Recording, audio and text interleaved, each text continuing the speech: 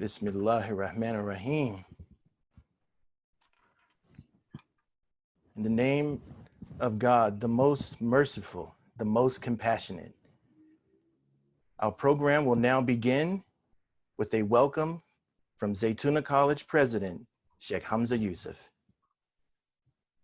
بسم الله الرحمن الرحيم والصلاة والسلام على سيدنا محمد وعلى آله وصحبه وسلم تسليما كثيرا. الحمد لله. Assalamu alaikum wa rahmatullahi wa barakatuh. First of all, I want to welcome everybody who's come online to join us. Particularly, I'd like to welcome the extraordinary class of 2020, both the master's and our undergraduate class. The circumstances are very strange, I think, for all of us. This is an unprecedented situation that we find ourselves in.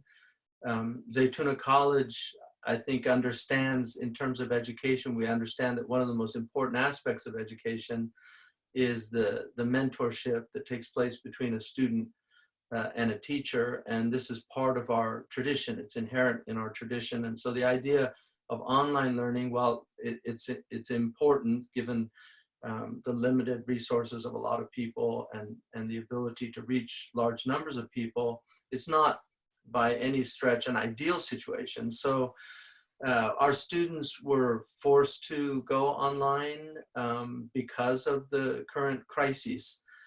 It's something that I think all of us have reflected on considerably now that we've been in really under a house arrest globally for the last several weeks. And one of the most extraordinary aspects of this, I think, is we have an unprecedented global cooperation. I don't think ever in the human history have you had the type of cooperation and acceptance of these circumstances. And what's fascinating about that is it's essentially about the preservation of life, which is one of the most fundamental maqasid or purposes or objectives of our Islamic tradition. And so when the Prophet ﷺ was asked what an epidemic was, his description of it was quite extraordinary. He said, wakhzun min a'daikum al-jinn.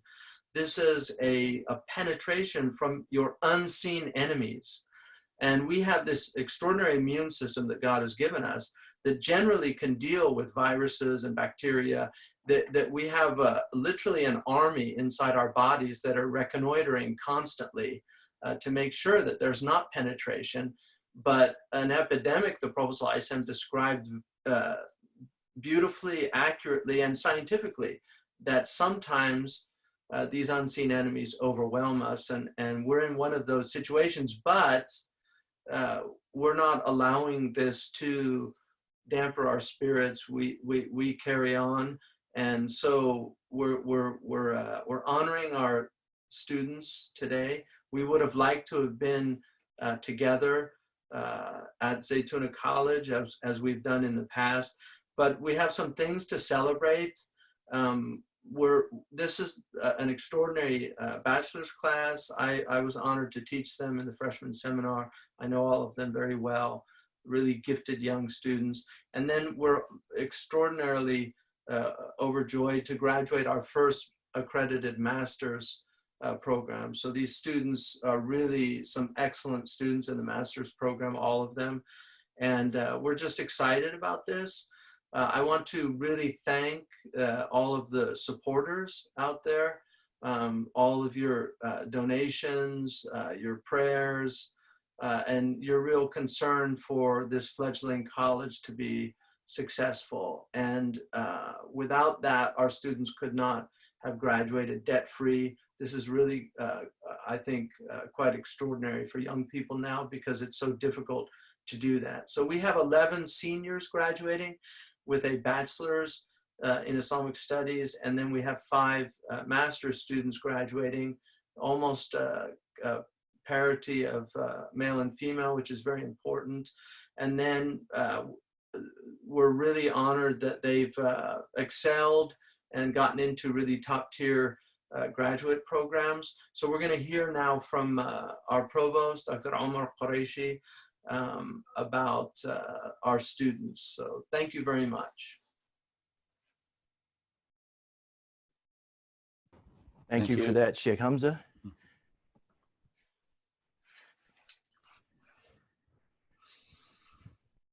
We will now screen share.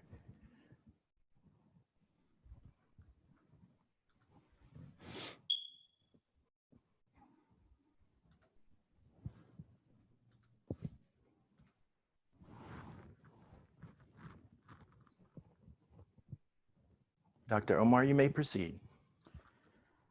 بسم الله الرحمن الرحيم وصلى الله على سيدنا محمد وعلى آله وصحبه وسلم أجمعين. السلام عليكم ورحمة الله وبركاته. Thank you very much, President Hamza Yusef, for that welcome. Indeed, it is a year of uncertainty, and yet, alhamdulillah, there's a number of milestones for the college that we're celebrating, and we're being grateful to God for. It is our 10th cohort that we are graduating. It's our first MA cohort that's graduating. I recall that 2 years ago, just sitting in Dr. Delp's room, his office, and coming up with the plan for courses and assigning teachers, and then scrapping that plan, coming up with another plan, and scrapping that, and working throughout until we have something that we thought was workable, and a solid graduation, a solid MA program. And alhamdulillah, then we got in Dr. Fadi and Sheikh Mashouk, and then we also brought in Dr. Jawad Qureshi, and it was then we developed, continued to develop our MA program in Islamic texts. So what we have here now is, our first MA cohort, which is graduating in this program. Additionally, it's by the pure mercy of God that our accreditation has been reaffirmed from WASC.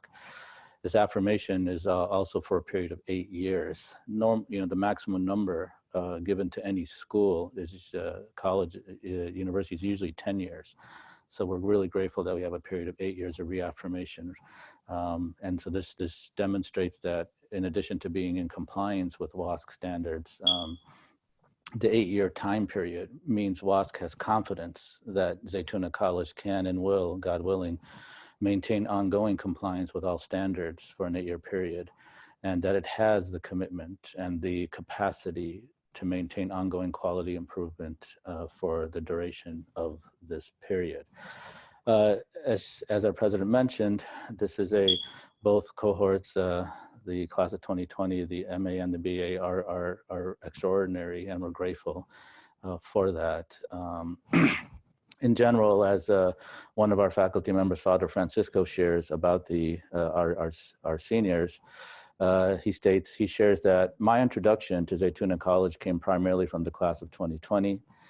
Through them, I received my first sustained contact with Muslim culture and Islam, despite the disappointment of not having Sheikh Hamza for rhetoric in the spring semester of their freshman year.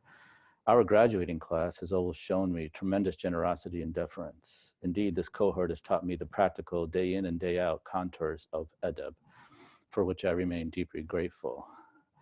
Similarly, Dr. Cindy, who our cohort and indeed our entire student body knows and adores, shares that as a director of the Academic Support Center, I have the unique privilege of seeing samples of students' work from their writing and diagnostic exams to their senior theses. It is amazing to watch their growth, and not only in their writing skills, but also in their breadth of knowledge. I learn new things from every semester reading the papers of these amazing students. I also have, she continues, the pleasure of accompanying the students on their spring break service trips, and have had the opportunity to work side by side with many of our current graduating class. One of these trips, the students were helping to repair hurricane damaged houses. The first year, the work entailed crawling under houses to install insulation under the floors. The second year, the students worked inside the houses, mudding and sanding drywall. Some of the current cohort attended both trips. It was difficult work, but the students performed it with positive attitudes and high spirits. Now I will be going through and presenting our class of 2020, starting with our bachelor students and then continuing on with our MA students. Abdullah ibn Samir Ahmed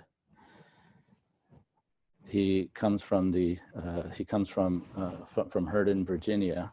His thesis title is The Exegetical Implications of Concentric Composition in the Quran, a Structural Analysis of Surat al-Fath. His advisor was Dr. Ali Atai. His sister, Maryam bint Samir Ahmed, also from Hurton, Virginia. Her thesis title is Fulfilling the Trust, Understanding Moral Accountability in Light of Human Nature. And I had the pleasure of serving as her thesis advisor. Alisha Ahmed, who will be addressing us shortly, comes from Sacramento, California. Her thesis is The Relationship of Emotion to Desire, a Psychological and Ethical Analysis of Human Action. Her thesis advisor was Dr. Iyad al-Kutubi. Tariq Abdul Qawi Ali, hailing from Los Angeles, California. His thesis is entitled An Islamic Identification and Prescription for Oppression and Suffering. Alana Arman, hailing from Buffalo, New York. Her thesis titled Delivering Lear from Error, Reading Shakespeare Through the Lens of Al-Ghazali. Her thesis advisor is Father Francisco. Malik Abdurrahman Khan, hailing from Tracy, California. His thesis is entitled The Goals of Punishment, Comparing Sharia-Based Criminal Punishment to Utilitarian Penal Ethics. His thesis advisor is Dr. Abdullah Ali. Zaid Muhammad Khanani, hailing from Orlando, Florida. His thesis is entitled An Exegetical Analysis of Surah 4:157, Implications of the Crucifixion in the Quran. His thesis advisor is Dr. Ali Atai. Amina McElroy, coming from Orlando, Florida as well. Her thesis is entitled The Influence of Public Attitudes on Public Policy, a comparison of welfare programs under President Franklin D. Roosevelt and President Ronald Reagan. Sumaya Qazi, coming from Manteca, California. Her thesis, which she completed in the Arabic language entirely, is on the metaphysics of death. Her thesis advisor is Dr. Iyad al-Kutubi. Abdullah Qureshi, coming from Pleasanton, California. His thesis is entitled Between Legal Diversity and Orthopraxy, Maintaining Balance in Sunni Law. And I served as his thesis advisor. And Hiba Fuad Thabit from Dublin, California. Her thesis is entitled The Crisis of Leadership, Finding Direction Through the Prophet Muhammad sallallahu alaihi wasallam. Her thesis advisor is Dr. Hatem Bezian. So this is, I presented to you the BA class of 2020. Many of our students are also, of this class, are continuing on to, in their post-Zaytuna plans. So many of our students have, for example, are attending law schools in University of Illinois, Urbana-Champaign, and are also waiting to hear from other law schools. Zaid Khanani is planning on attending the MA at Zaytuna in Islamic texts, and also a dual MA in counseling at the Wright Institute simultaneously. Abdullah Ahmed will be serving as a research assistant for Imam Majid at the Adams Center, and he plans to pursue an MA directly into a PhD in studying Hanafi fiqh and Quranic studies. Sumaya Qazi is intending to pursue STEM classes and an MA in Arabic in the fall of 2021. Alisha Ahmed has applied for graduate programs and is preparing for the fall of 2021, and she's currently volunteering in the mental health fields and counseling hotlines. Alana Arman is volunteering with refugees in her local community and continuing her Arabic studies and looking into mental health counseling.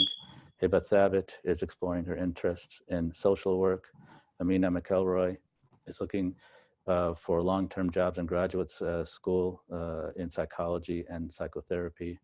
Maryam Ahmed is continuing to explore her interests and in international relations, Islamic studies, history, philosophy, and law school.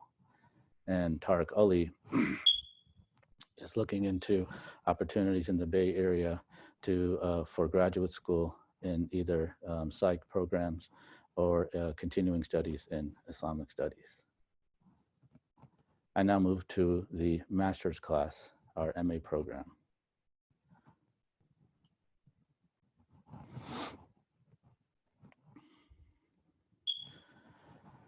Nirav Bharadwaj, his thesis is entitled Islamic Law and Modernity, a Study of Riba in Contemporary Islamic Thought. His advisor is Dr. Jawad Qureshi. He comes, his hometown is El Dorado Hills, California. Nirav had a challenging semester this spring. He allowed me to share his situation a bit with his mother, unfortunately having been diagnosed with stage 4 lung cancer during the semester. Nonetheless, he had to attend to her needs, but his resilience showed, and his persistence as well. He continued successfully to pursue his master's, his final semester of his master's program, and at the same time taking care of his mother and attending to her needs. His thesis committee shared and unanimously, his thesis committee has unanimously given him a perfect score on his thesis, qualifying him to graduate with distinction. They also recommended that he submit his thesis to peer-reviewed academic journals for publication, as they saw that the level of analysis of the legal reasoning was rigorous, scholarly, and presented a substantial contribution to the scholarship on Islamic law and finance.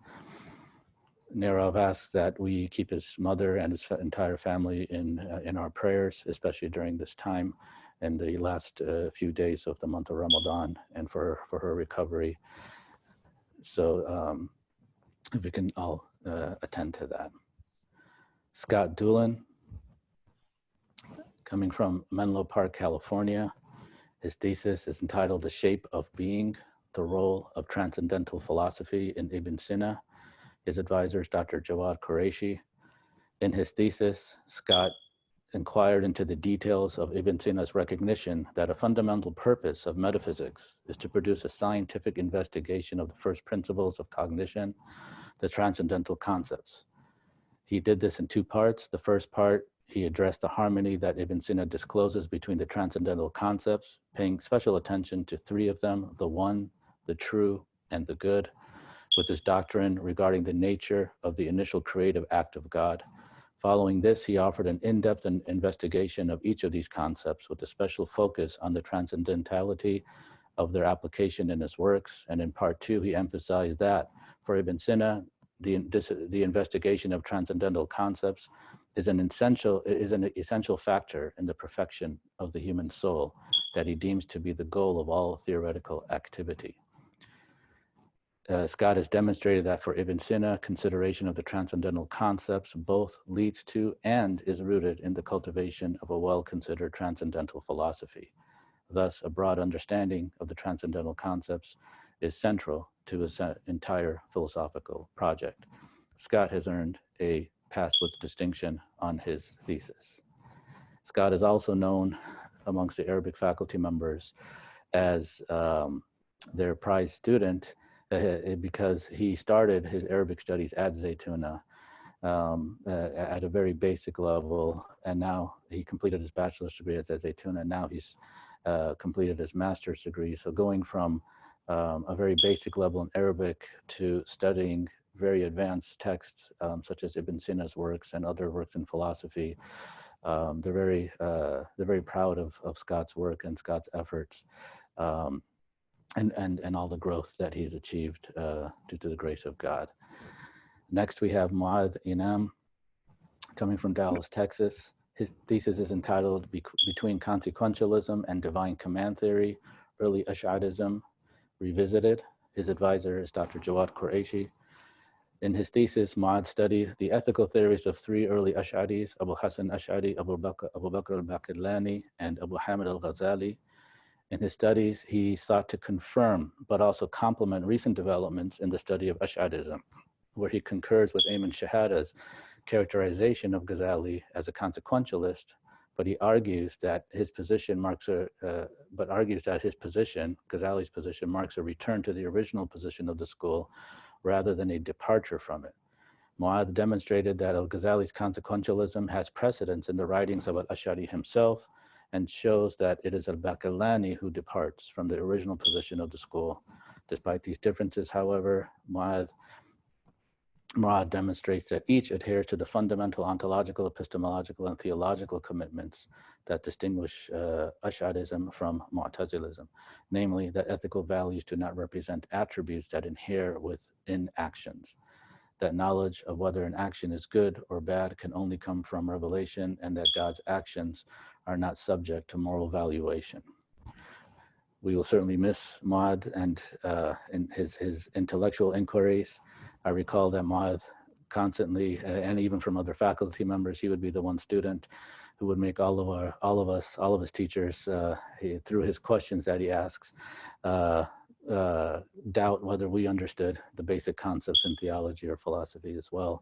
And we will also miss his wonderful voice at Zaytuna College as well, through much of the poetry which he sang for us. Next, we have Rosanna Rahman. She's coming from Los Angeles, California. Her thesis is entitled Free the Necks, Understanding Slavery in Islam. Her advisor is Dr. Fadi Al-Heen. Rosanna, again, has come from the BA program at Zaytuna and has continued on to her MA studies and successfully completed this master's program.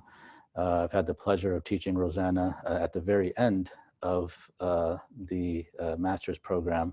I've heard so much about her, and I was from all of her professors in the BA and the MA program into her work ethics and her intellectual skills.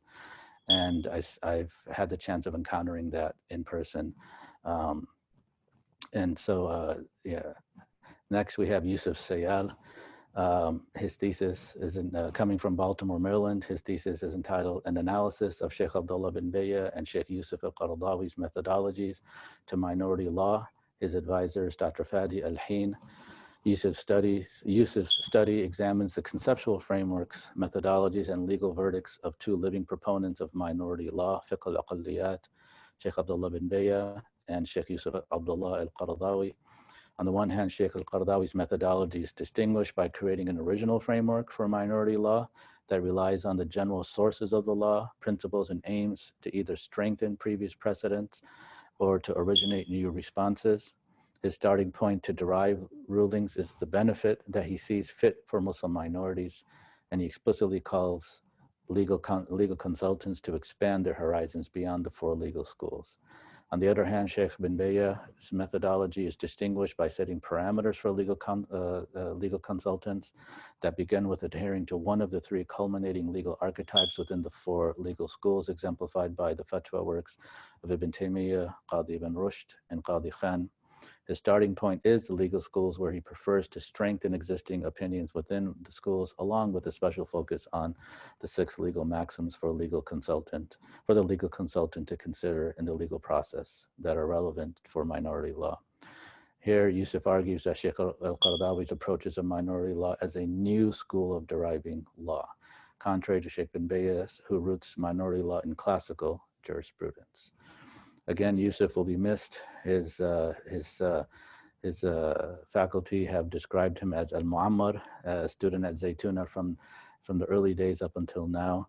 And Yusuf is always focused on, he's been described as someone who's always focused on gaining knowledge.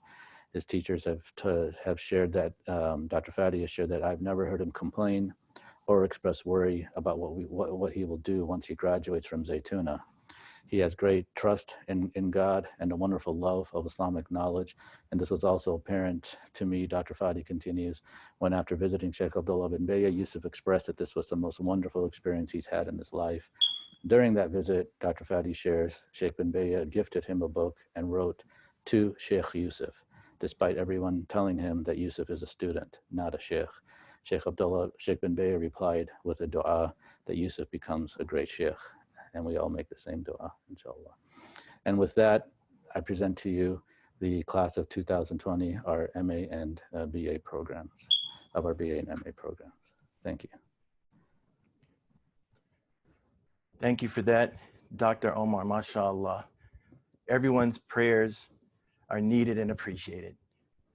Next, mashallah, we have a presentation by our student speaker, Alisha Ahmed. Bismillahirrahmanirrahim. Alhamdulillahi Rabbil Alameen. Wassalatu wassalamu ala Sayyidil Mursaleen, Sayyidina Muhammad, wa ala alihi wa sahbihi wa sallam, tasliman kathira. Assalamu alaikum wa rahmatullahi wa barakatuh. I pray that you all are well in these blessed last few days and nights of Ramadan. My name is Alisha Ahmed, and I am from Sacramento, California. And alhamdulillah, I am grateful and humbled to be one of the 11 graduating seniors from the undergraduate class of 2020. On this very day, we thought that we would be walking across the graduation stage in the LeConte Sanctuary with our family and friends around us. And subhanAllah, we plan and plan, but Allah is ultimately the best of planners. These are definitely difficult times for many of us, where we may be struggling, maybe doubting and having anxiety about our futures. But just a few weeks ago, my beloved teacher, Sheikh Faraz, told us in class, he said, when in doubt, give shukr, or be grateful. So, alhamdulillah, we strive to be grateful servants to Allah for the countless blessings and grace that He has bestowed upon us. So I'm really honored to join this virtual farewell today to share a little bit about my journey to and at Zaytuna College. My education before Zaytuna consisted of attending an Islamic school in my elementary years and also a Catholic high school. And as a requirement of the high school, I took Catholic theology courses. I was the only Muslim student in those classes, and I always took it upon myself to represent Islam and to explain my beliefs as best as I could. And that was also around the time that I learned about Zaytuna early in high school. And I would actually spend my Saturday mornings watching the Living Links program that they live streamed back then, which consisted of classes by Sheikh Faraz and Dr. Abdullah Ali. And they covered various texts on hadith and theology. And I admit that maybe I didn't understand as much back then, but subhanAllah, just a few years later, I found myself sitting in a classroom with them as my teachers. So these Living Links classes really kept me going throughout my high school years, and in terms of keeping me grounded and in love with and in admiration of our faith tradition. So I ended up applying to the college, and I vividly remember the moments in which I opened up the decision email, and I found that I was not only accepted to the college, but I was also being offered a generous full merit scholarship to attend. And that fall, I remember how excited and nervous I was walking into our first class with Sheikh Hamza, where he explained the mabadi al-ashara, or the 10 foundational principles of every science. I also remember meeting my cohort, who has since then become like family to me. I remember receiving a book entitled How to Read a Book. And that was kind of when I realized how little I knew about the fundamental skill of reading, but also about writing and how to think critically. And these are all skills that I've learned since then. I remember learning fiqh with Imam Tahir at 7 a.m. and syllogisms in logic with Dr. Delp, learning kalam theology with Sheikh Faraz, and struggling a lot in my Arabic classes. And subhanAllah, that struggle with Arabic that I had and still have to this day, it led me to spend 2 of my college summers in Amman, Jordan, studying the language, alhamdulillah. So there's just so much that I can say about what I have gained from my time at Zaytuna. But Most importantly, I think that I have gained a strong foundation and love for Islam. Academically, the experience has been transformative in that I have come to understand how interconnected the Western tradition is to Islam. In addition to my own spiritual and academic growth over these past few years, I also reflect on the college's immense growth. And it was in my sophomore year that the college acquired the upper campus. And that campus is a constant reminder of the beauty and majesty of Allah subhanahu wa ta'ala. When I was struggling with writing a paper, or when I was tired of reading books for my classes, I would go out and look at the sun setting on the bay, or I would look up at the tall redwood trees, or I would go and sit in the flourishing on-campus garden, mashallah. And all of these served as signs and reminders of why we were studying in the first place and who we were doing it all for, Allah subhanahu wa ta'ala. The ihsan, the excellence and the beauty that we were and are surrounded with in nature inspired me to have ihsan in all of my affairs, and especially in my academics at the college. I sincerely pray that this is a practice that I will carry with me throughout the rest of my life and into my future career. And I pray that all of those, all of our teachers and everyone at the college who has strived to embed these qualities and practices in me and in all Zaytuna students, that they are rewarded for their efforts. I will be remiss not to take this time to acknowledge all of those who made this possible for us and for me. So I want to thank the Board of Trustees and the founders, Sheikh Hamza, Imam Zaid, and Dr. Hatem, for your hard work and vision. Without your hard work and vision, this college would not be where it is today. Thank you to the Provost, Dr. Omar, who is also my teacher, and thank you to all of my teachers at the college. Your love for knowledge and your sincerity in teaching us with patience is truly appreciated, and we are all forever indebted to you. I also thank the staff at Zaytuna College, every individual who is working tirelessly to help the college grow. I hope you know that you have not gone unnoticed, and that your efforts, and that you're in our du'as always. I wanted to also give a special shout out to my loving mentor, Sister Hiba Al-Haddad. You have been an incredible source of support for me, and I'm not sure where I'd be without you. And I wanted to thank my beloved cohort, to all 10 of you, for your support and for the bonds we've formed over the past 4 years. And I pray that we continue to keep them. Thank you to my family, and especially to my parents, for just being there every step of the way. And last but not least, I thank all of the donors and supporters of the college. We would really not be seeing the success of this college without your generosity. And personally, graduating debt-free from college due to my scholarship has been and is a huge blessing that would not have been possible without your generosity. And I pray that Allah rewards you in this life and in the next.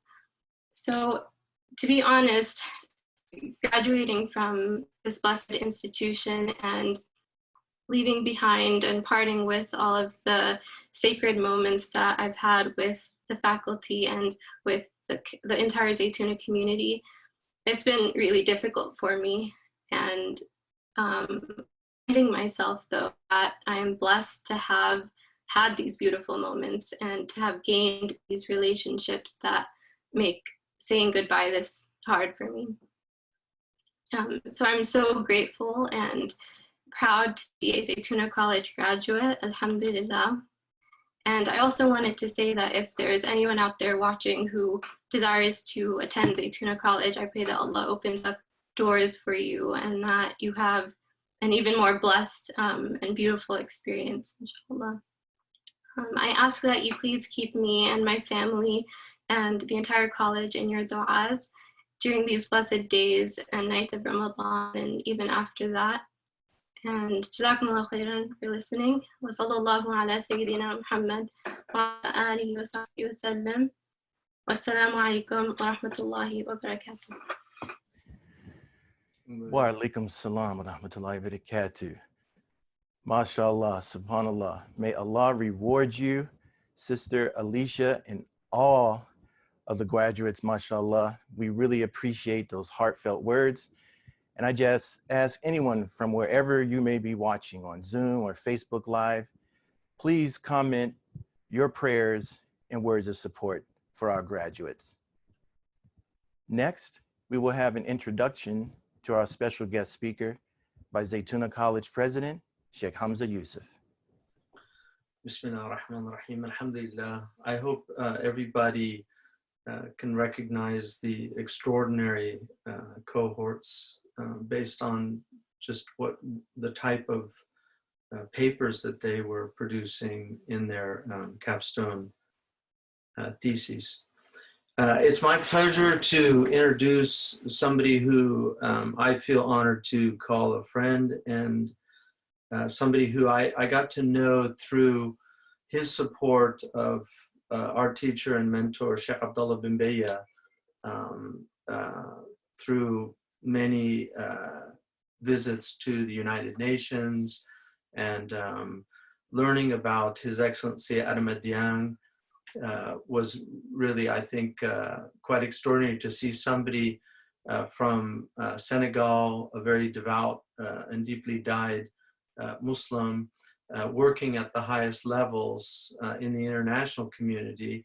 He's a renowned jurist who has served as the Undersecretary General and Special Advisor of the Secretary General on the prevention of genocide since 2002. Prior to that appointment, he'd served since 2001 as Assistant Secretary General and Registrar of the International Criminal Tribunal for Rwanda. Before joining the United Nations, His Excellency Mr. Dieng was the Secretary General of the Geneva-based International Commission of Jurists for 10 years between 1990 and 2000. And during that tenure, His Excellency was appointed as the United Nations Independent Expert for Haiti between 1995 and 2000. And he was also appointed as the Envoy of the United Nations Secretary General to Malawi in 1993. He was a driving force behind the establishment of the African Court on Human and People's Rights, as well as the draft of the African Convention on Preventing and Combating Corruption. He's, I think, really one of those people that our Muslim community should be very proud of, because he's distinguished himself over the years as a highly ethical and a voice for human rights and for just the downtrodden and the people around the world that suffer because of some of the horrific circumstances that either governments or the breakdown of states provides. So it's really a great honor. The time I've spent with him has always been a very enriching time. I learned a lot just about the human rights community and the type of difficulties within that community, which helped inform me just in terms of my own human rights work of late.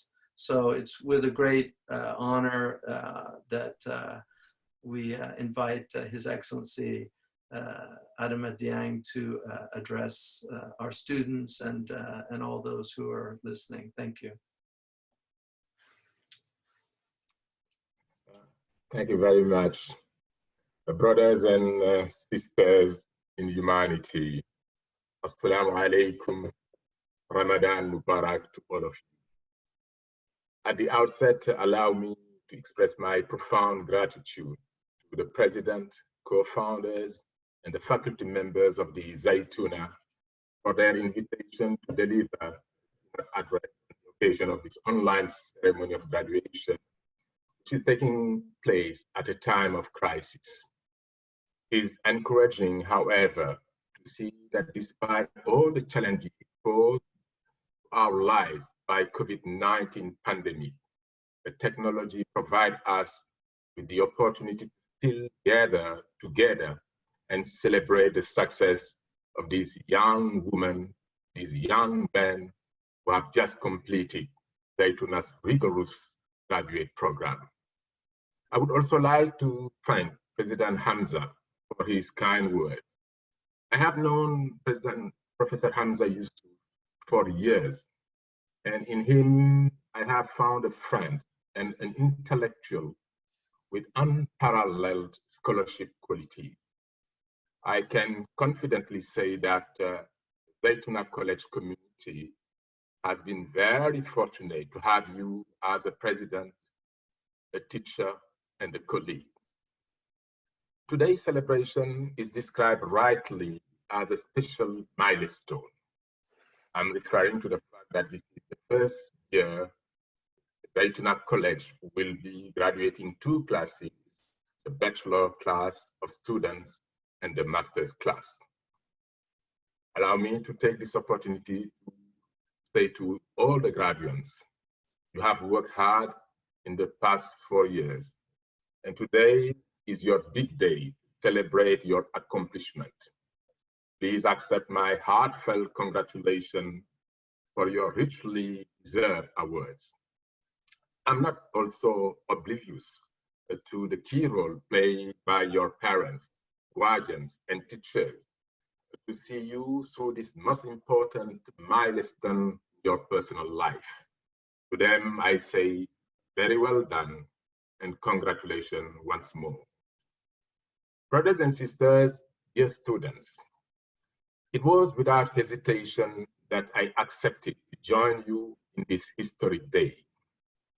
The reason being, first and foremost, my pride to be associated with Zaytuna, the first Muslim accredited college in the United States. You would certainly agree with me that it is very critical for the Muslim community and the community at large to have such colleges preserve a normative Islamic identity that is integrated within the fabric of the North American identity and system. After the 9/11 terrorist attacks, there were lots of prejudice against Muslims. Even carrying a Muslim name would make you spending more time being interrogated by immigration officials compared to others. Yet, we should not be shy to affirm our identity. As I always say, I am Muslim, I am proud. Our Muslim identity will always remind us to be humble and loving, to be always on the side of truth, to never compromise on the respect of the sacred right to life. Our Muslim identity teaches us to show compassion to each and every human being without distinction of race, religion, gender, nationality, or ethnicity. Speaking about gender, we need to challenge stereotypes and misconceptions about Muslim women and Islam. I'm so happy that there are many women graduating this year. In fact, almost it's a parity of graduated men and women. This is by itself an eloquent way of showing to those who are citing Sharia to justify restrictions on women's rights that they are wrong. Today, a growing number of scholars, many of them women, argue that when it is properly understood, Islam not only allows, but demands women be full, active, and even noisy participants in the world. I cannot but loudly echo the words of Professor Aziza Al-Hibri, quoted by Christine Chu. If there is to be a new model for women in the Muslim world, it already may exist in the United States. We have a culture which is ideal Islamically in the sense that it is very consistent with our values of justice, equality, treating each other well, and the right of women to work and to be educated. End of quote. She reminded us that while Muslim women were late starters in the US legal profession, in recent decades, many have surged to leadership positions in both the profession and their communities, founding Islamic Bar Association and civil rights advocacy groups. Dear graduates, you may understand that as a lawyer, I was inclined to use the legal profession to illustrate my point. I'm, however, confident that as Zaytuna students, all of you are well prepared to serve in various aspects of life as you got this unique opportunity to learn and combine both religious virtue and modern education. I wish to highlight the importance of continuing your learning, but to staying true to the foundation and tools you have learned from Zaytuna College as a mechanism for your continued higher learning. As you very well know and been told in your many years of training at this college and elsewhere, education is central to the success of a whole range of other human endeavors. We all are familiar with the teaching of Prophet Muhammad, sallallahu alaihi wasallam, whosoever follows a path to seek knowledge therein, God will make easy for him, her, a path to paradise. Education is not only the right, but the duty of every Muslim, male or female. The best gift from a father to his child, or from a mother to her child, is education and upbringing. Knowledge cannot be acquired with sloth. It is my humble opinion that the success of any nation and its ability to integrate in the global family is greatly dependent on the commitment and progress it makes in educating its citizens. Today, as you are joined by your families and friends to celebrate your hard-earned certificate, you should be conscious and remember that yours is a privilege denied to many around the world. You have therefore earned it on behalf of millions who will never see the corridors, let alone of universities, but even of primary or secondary education. Not because they are intellectually inferior, but because of the circumstances beyond their own making. You graduated in a historical time as the world faces huge challenge, and this should only increase your aspiration and commitment to serve humanity. As you may know, in recent years, we have seen Muslims gunned down in mosques, their religious site vandalized. We are also witnessing a rise of anti-Muslim hatred in Europe, North America, in India, and in many other parts of the world. Yet, our identity as Muslim enables us to respond to those who insist on using fear to divide community. That as Muslim, we do consider diversity as a richness, never a threat. We must never forget, after all, that each of us is an order to someone somewhere. And I used to say that my philosophy of integration is to see Professor Hamza and say, I am you, I am the order. There can be no illusion of safety when hate is widespread. And this is anchored in the Marrakesh Declaration, drawn from the 7th century Charter of Medina, and which affirms equal citizenship as an Islamic principle and traditional forms of governance prescribed by Prophet Muhammad, peace be upon him. We owe this important document to our brother friend, Sheikh Abdullah bin Baya, a man who is sparing no efforts to bringing peace around the world. You embark joining the real world of opportunity and responsibility in a very difficult period in our history, one of the most serious crises the world has ever witnessed since the World War II. Professor Hamza, in his warm letter of invitation, was suggesting that we see this crisis as a mercy from God. As our prophet, peace be upon him, said, epidemics are a punishment for some, but a mercy to believers.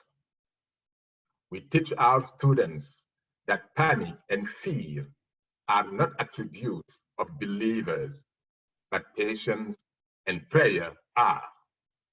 I cannot but fully concur with the views of Professor Hamza.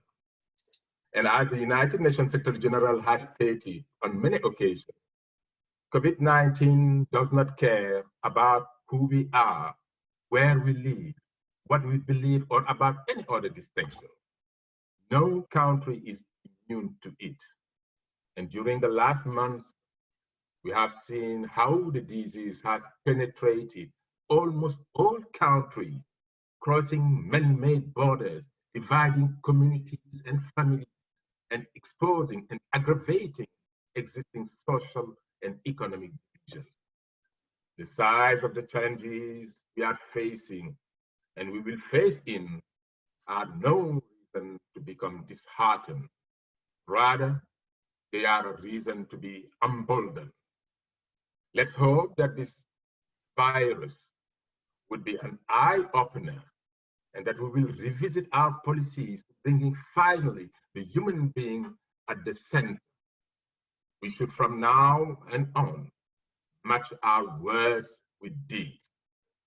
The COVID-19 has shown that the usual and indeed most popular approach of investing in military capabilities is not enough, and indeed has proved from time and time again that it cannot effectively address this challenge. This is undoubtedly something the Zaytuna College fully understands, as demonstrated in the rich curriculum of each and every of its departments. A preventive approach and broad-based education policies are increasingly being recognized as the best option to address not only conflict and violence, but also health issues, including pandemics. Government should shift their central priority in military investment towards building stronger educational infrastructures for peace, investment towards health facilities, vaccine and medicine at the lowest price so that no one would die because of lack of access to vaccine or any medicine. It is simply intolerable, unacceptable that at the 21st century, we are still witnessing millions and millions of people who don't have access to health. We need to do more for the enjoyment of the right to health. It was so rewarding to see Cuban doctors traveling all the way from La Habana to expressing solidarity with people of Italy. We are one world, we are one humanity. And this is reflected in a recent paper signed by one of the greatest Islamic scholars of our times, His Eminence Sheikh Abdullah bin Baya, President of the Emirati Fatwa Council. He claims that compassion is the value that is part of human nature, because in times of crisis, human beings are reminded of their sense of belonging to the human family. He then referred to the Holy Quran, which dictates that whoever kills a person not guilty of murder or corruption on earth, it is as if he had killed all men. And whoever gives him life it is as if he gave life to all men. I cannot resist to quote him when he asserted that cat, fish, and other animal species, and at the top of the pyramid, human beings are the inhabitants of this globe, and they constitute our family and our neighbors. Religious differences, contrary to what some assume, do not stand in the way of this compassion and cooperation in times of crisis and disaster. Because life is the same for everyone, and a human being is the same human being. His sufferings and his hopes are the same sufferings and the same hopes. This is Islam that is definitely anchored in all revealed religion, in all the Abrahamic religion. There is not a single religion which preaches violence. That is something Pope Francis reminded me when I met with him in June 2013. Our world, my dear brothers and sisters, was in turmoil even before the eruption of COVID-19. And we were trying to find ways to save our humanity, to bring to an end conflict and violence, to prevent the perpetration of atrocity crimes, by which I mean genocide, war crimes, crimes against humanity, ethnic cleansing, a task which required the involvement of all actors, government, civil society, religious leaders, media, and so. And in this context, I initiated a project which culminated with the adoption of a plan of action for religious leaders and actors to prevent incitement to violence that could lead to atrocity crimes. This plan was launched by the UN Secretary General on 14 July 2017. It has been widely disseminated, and with the support of Sheikh Abdullah bin Baya and the Forum for the Promotion of Peace, is being implemented in many countries around the world. As the research of the Pew Institute demonstrates, more than 2/3 of the world population have a religious belief. In this connection, I believe that religious leaders can have a strong influence on very large population groups. And this influence can go both ways. It can be negative or positive. As it happens many times with individuals, they decide which part of the history they want to be. There are religious leaders who, during their sermons, incite to discrimination, hostility, violence, and terrorism. Others, however, use their words and deeds to calm down tensions and contribute to peace, human rights, and development. The plan of action capitalizes on the power of this latter kind of religious leaders and provide options for them to actively engage in building inclusive and peaceful societies. It is my belief that in spite of all the challenges we are confronted in our today's world, we are on the right track, and the mobilization around the world among the ordinary people is encouraging. There is much work ahead, however, but curiosity, knowledge, and inspiration are three things in our favor. And these three things are definitely rooted in the Zaytuna College. Curiosity to ask questions about experiences to date, to learn good practices and bad practices, to seek to learn more about effectiveness of policies of prevention in different countries and regions. I was extremely pleased to see the numerous team which have been the subject of the research by your students. I was taking note as a matter of fact, and I look forward to read these excellent theses. Knowledge to be able to absorb what we learn and to project it in the forms that are implementable. Knowledge also to understand what cannot work, where we need to do better, what are the questions we don't yet have answers for. Inspiration to never rest in seeking to do the right thing. inspiration to be challenged by the work of those who are genuinely making a difference. Dear graduates, dear students, you are the future, you are the present. Get together and work to ensure that all are treated with the dignity and respect that is due on the basis of our common humanity. You have the power to rewrite the history of mankind, to make it a story of resilience and dignity in which no one fears tomorrow. It is all in your hand. Let me share this tweet of a young female colleague. Focus on cultivating love and light inside and around you. Drop, leave, and let go the things that are not in alignment. Talent and ambition to build a positive society are in high supply worldwide and in young people. Now is time to unlock the untapped potential and build on innovation. The holy month of Ramadan is ending in a few days. And let's continue to keep those disproportionately impacted by conflict and violence at the forefront of our hearts, minds, and action as we reflect on our shared responsibility to protect civilians, particularly women, children, marginalized groups, and ultimately to leave no one behind. We learn to give, as did the Prophet Muhammad sallallahu alaihi wasallam. I encourage you to always keep in mind that it is the essence of your learning that can be utilized in all aspects of your life.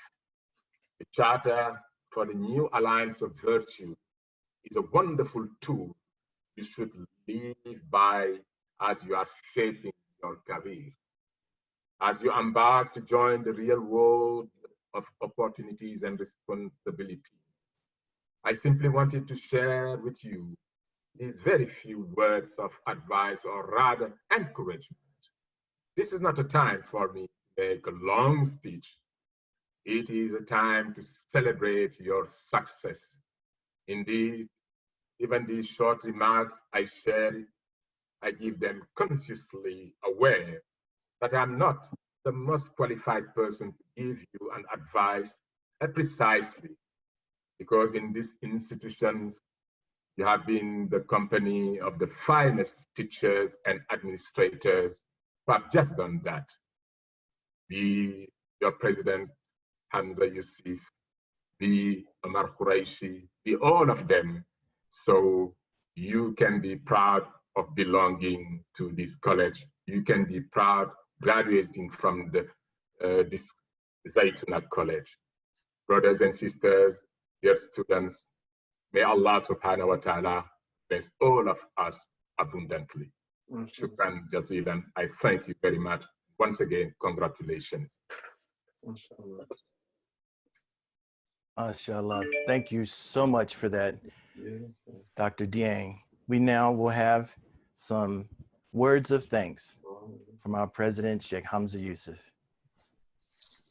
Bismillah ar-Rahman ar-Rahim. I really want to thank His Excellency Adama Dieng. That was such a powerful and beautiful reminder, and a lot of thought was put into it. And I know you're an extremely busy person dealing with the affairs of the world. I read recently something by, or reread really, by the great scholar Abu Bakr al-Turtushi, and he said that the people in government, he said, humum as-sultan kibar, wa humum as-suqa sigar. Like the concerns of the people in government are immense, and the concerns of the common people are very small. Like they're concerned about where they're going to get their rent, or where your concerns are how we prevent genocide and how we prevent people from harming other people, or the abuses of government, and these are the things that preoccupy your mind. And so to come down and share with us these thoughts in our humble efforts. It's really heartwarming and very meaningful, and I think it's very meaningful to the students you spend. And people don't realize, you know, how many years you've been working, and what's motivated you is primarily your faith and your deep ethical commitment.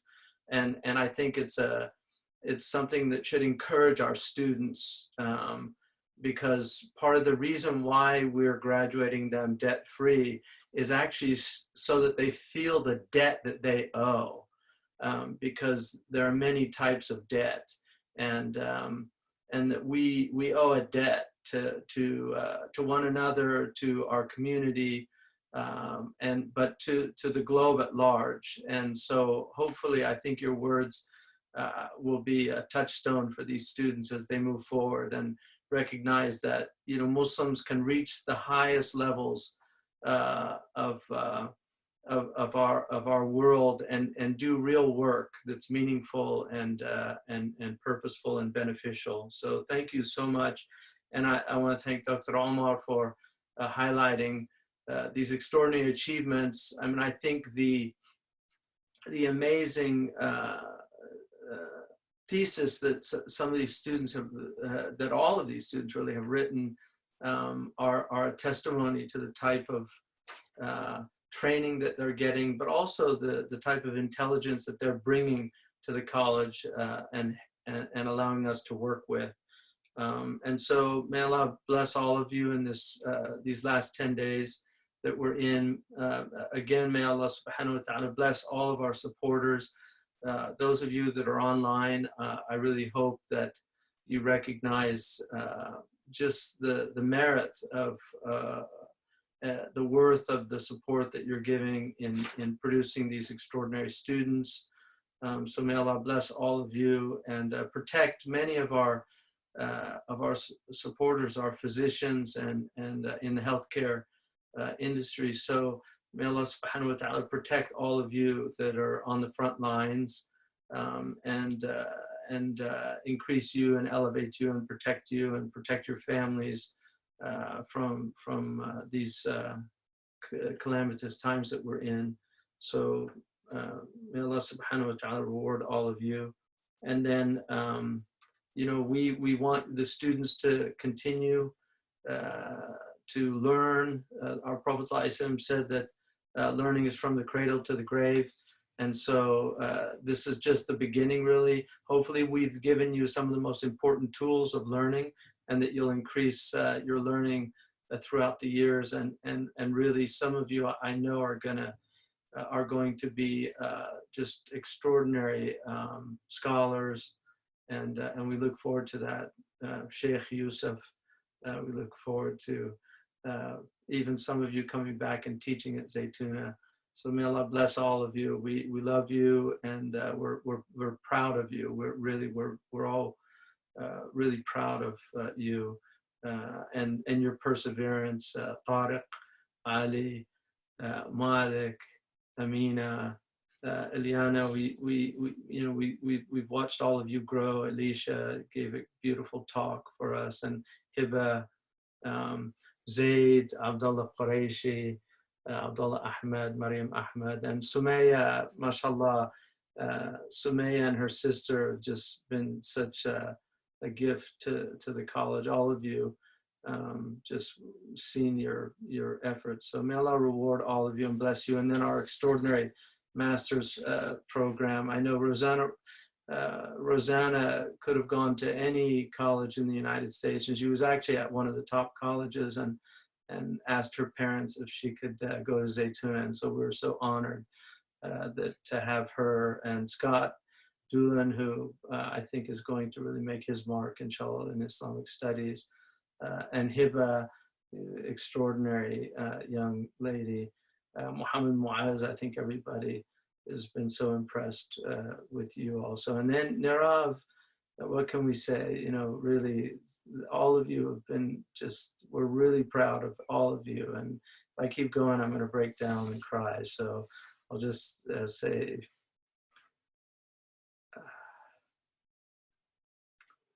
may Allah reward all of you for your efforts, and Now we ask Imam Zaid, inshallah, to say a few words and offer his supplication. Jazakumullah khairan. بسم الله الرحمن الرحيم الحمد لله رب العالمين والصلاة والسلام على سيد المرسلين سيدنا محمد وعلى آله وصحبه وسلم تسليما كثيرا. السلام عليكم ورحمة الله وبركاته. His Excellency Justice Dieng, President Dr. Sheikh Hamza, Dr. Omar Qureshi, students, faculty, staff, and all of our supporters and donors, we welcome you and greet you on this very special day, under very special circumstances. And we thank you for joining us to make this day even more special for our graduates. I already have my tissue, so when I break down, I'll have Sheikh Hamza's breakdown, inshallah. But it's such an honor to be able to just briefly say a few words and offer a prayer for a group of students who really have been an integral part of my life. It's not just in the formal capacity, but just informally, just praying Fajr together. Alisha, Lana, and the sisters will come down sometimes and join the brothers for Fajr, the Qiyam programs, and all of those opportunities. Just go upstairs and join one of the little nasheed gatherings that Mu'adh is orchestrating in his apartment. It's really very moving. In any case, moving on, following a structured, we're in the month of Ramadan, following a structured academic program is a fast of sorts, because to succeed, the student must refrain from anything that would impede his or her progress towards attaining the goal of graduation. And so you have all refrained from the nonsense, from the frivolousness, from all of those things that distract so many students, perhaps not from graduating, but from fully realizing the essence of what an education is all about. And witnessing your progress, listening to the wonderful theses that you've written, that's proof that you have refrained, you have restrained yourself.